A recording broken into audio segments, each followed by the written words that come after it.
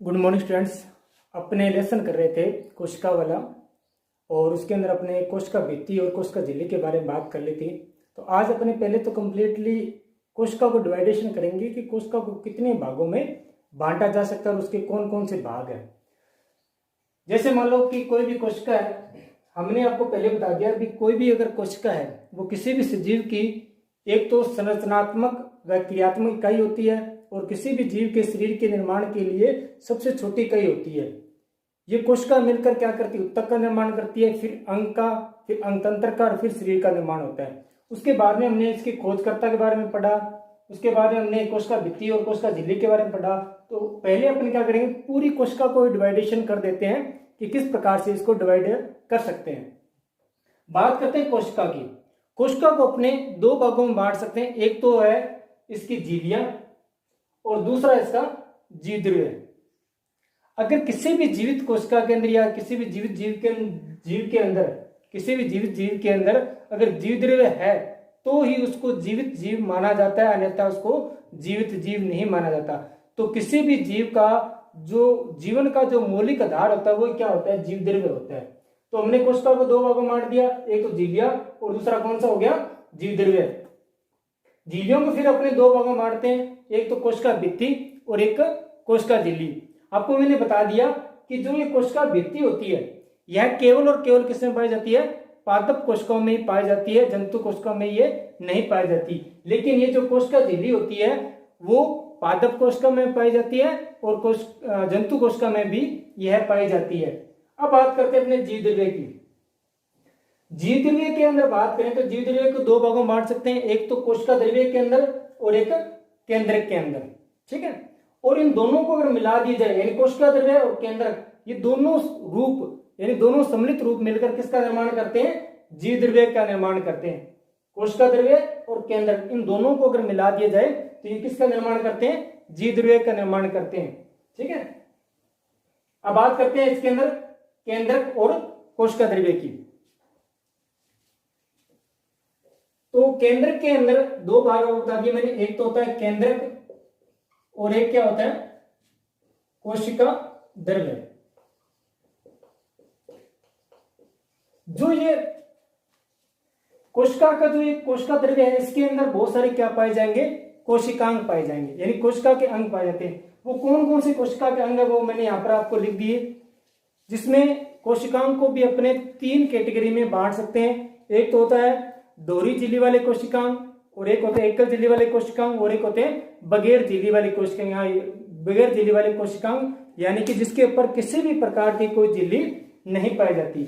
तो दोहरी झिल्ली वाले कोशिकांग तीन होते हैं, एक तो माइटोकॉन्ड्रिया, लवक या प्लास्टिड या फिर केंद्रक, तीन होते हैं दोहरी झिल्ली वाले कोशिकांग। उसके बाद में एकल झिल्ली वाले कोशिकांग कौन से होते हैं, अंत प्रद्रवी जालिका, जिसे ERB शॉर्टकट में कहते हैं अपने, रसधानी, गोल्जिकाए, लाइसोसोम।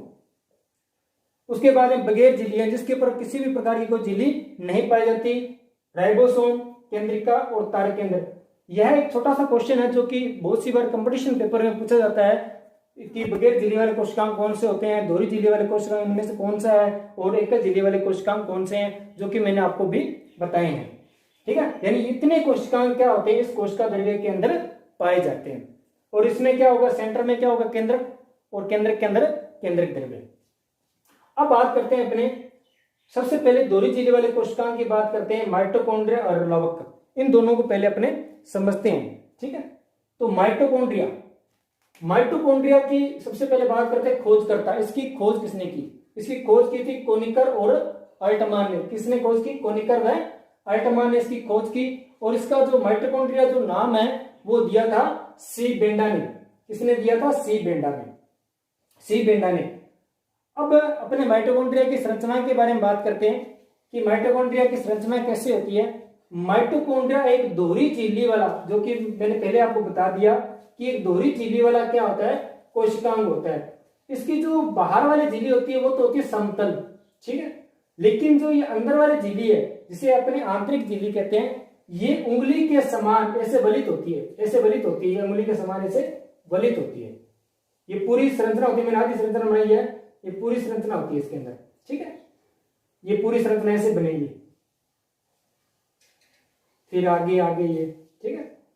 ये जो उंगली के समान जो ये आपको दिखाई दे रही है संरचना, इसी को क्या बोलते हैं, इसको बोलते हैं क्रिस्टी। क्या कहते हैं, क्रिस्टी। उंगली के समान जो आंतरिक झिल्ली पर प्रवर्त पाए जाते हैं या उभार पाए जाते हैं, इसी को क्या बोलते हैं, क्रिस्टी। और इन्हीं क्रिस्टी के ऊपर F1 और F0 कण पाए जाते हैं, जिनको सम्मिलित रूप से क्या कहते हैं, ऑक्सीसोम कहते हैं। और यह वह स्थान है जहां पर क्या होता है, एटीपी के रूप में ऊर्जा उत्पन्न होती है। अब इसका जो ये सेंटर वाला भाग है, इसको क्या बोलते हैं, मैट्रिक्स कहते हैं। और इसी मैट्रिक्स भाग के अंदर क्या पाया जाता है, एक तो पाया जाता है 70S प्रकार का क्या पाया जाता है, राइबोसोम। क्या पाया जाता है, 70S प्रकार का राइबोसोम पाया जाता है।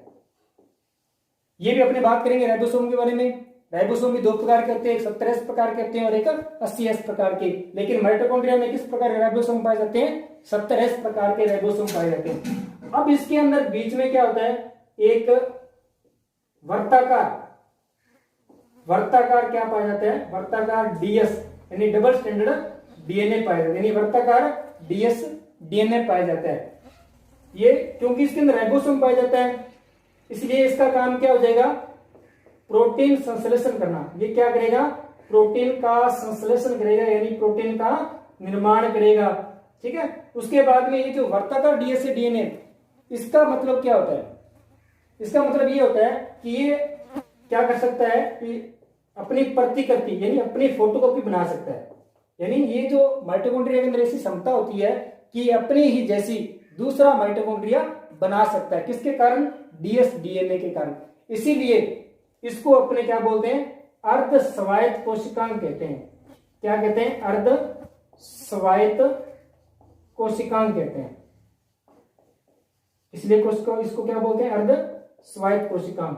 और यह माइटोकॉन्ड्रिया ही क्या करता है, हमें एटीपी के रूप में ऊर्जा प्रदान करता है। इसलिए इसे माइटोकॉन्ड्रिया क्या कहते हैं, पावर ऑफ, इसलिए इसको क्या बोलते हैं, माइटोकॉन्ड्रिया को शक्ति ग्रह कहते हैं।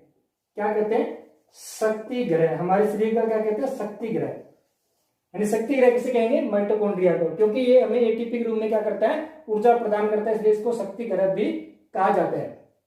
अब बात करते हैं इसकी जो लवक है, प्लास्टिड है, उसकी जो खोज है, ये तो कंप्लीट हो गया। अब बात करते हैं लवक है प्लास्टिड की। इसकी जो खोज है वो किसने की थी, हेक्कल नामक वैज्ञानिक ने की थी। और ये लवक केवल और केवल पादप कोशिका में पाया जाता है, जंतु कोशिका में ये क्या रहता है, एब्सेंट रहता है। इसके अंदर जैसे माइटोकॉन्ड्रिया में संरचना थी, वैसी की वैसी संरचना इसके अंदर ही होती है। इसके अंदर भी क्या पाया जाता है, 70 प्रकार के राइबोसोम पाया जाता है, DS डीएनए पाया जाता है। इसके कारण ये तो राइबोसोम तो क्या करेगा, प्रोटीन का निर्माण करेगा। ये DS डीएनए क्या करेगा, अपनी प्रतिकृति बनाने की क्षमता रखता है। इसलिए इसको भी क्या बोलते हैं, अर्ध स्वायत्त कोशिकांग। ये जो लवक होते हैं ये 3 प्रकार के होते हैं, ल्यूकोप्लास्ट, क्रोमोप्लास्ट और क्लोरोप्लास्ट। 3 प्रकार के होते हैं। ल्यूकोप्लास्ट रंगीन होते हैं, क्रोमोप्लास्ट रंगीन होते हैं और क्लोरोप्लास्ट क्या होते हैं, हरित लवक इसको बोलते हैं, यानी हरे रंग के होते हैं। ये हरे रंग के होते हैं, ये रंगीन होते हैं और ये बगैर रंग के होते हैं। ये जो ल्यूकोप्लास्ट होता है इनका काम क्या होता है, भोजन का संग्रह करना। जबकि ये जो क्लोरोप्लास्ट होता है ये पौधों की पत्तियों में पाया जाता है, इसलिए प्रकाश संश्लेषण करने का कार्य करता है। इसके अलावा जो क्रोमोप्लास्ट होता है, ये जितने भी हमारे फ्रूट्स वगैरह आप देखते हो या मिर्च मसाले मिर्च वगैरह देखते हो या टमाटर वगैरह देखते हो, इनके अंदर जो लाल रंग होता है, यानी टमाटर मिर्च वगैरह पहले हरे होते हैं लेकिन बाद में लाल हो जाते हैं, तो इसका कारण क्या है, क्रोमोप्लास्ट। इस क्रोमोप्लास्ट के अंदर भी कौन सा, लाइकोपिन प्रकार का क्रोमोप्लास्ट, जिसके कारण टमाटर और मिर्च का क्या होता है, रंग लाल होता है।